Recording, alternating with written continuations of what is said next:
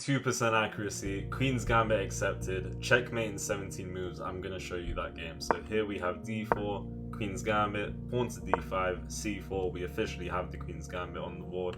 They take my pawn, I play knight to c3, pawn to e6, taking up the center, pawn to e4. I'm getting ready to snap this pawn on c4. Here my opponent develops their knight.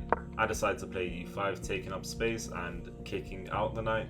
Knight to d5, takes on c4, knight takes on c3, and we have a brilliant pawn structure after we take back. Here my opponent plays bishop to e7, and I have this move which the fish really likes. If he were to castle, bishop to h6, and the only way to defend mate is going to be this move, in which case we are simply winning. But instead of finding queen to g4, I decide to play f4, taking up even more space. My opponent then castles. Knight to f3 is what I played. Here I play bishop to d3. I'm getting ready to set something up. You'll see in a second what exactly I was going for. Bishop to b7, fianchettoing the bishop. Pawn to h4, and if my opponent's not careful, I have some very nice moves. So my opponent plays pawn to c5, which is a mistake.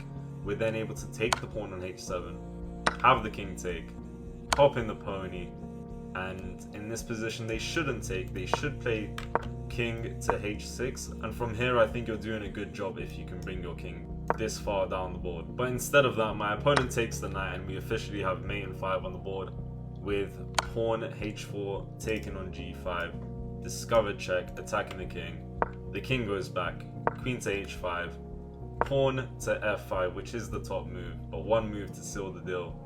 Pawn to g6, and whatever you do, we have a checkmate. The rook goes to the side to make some space for the king, but he's genuinely just too late because queen to h8 is checkmate. Follow and like for more.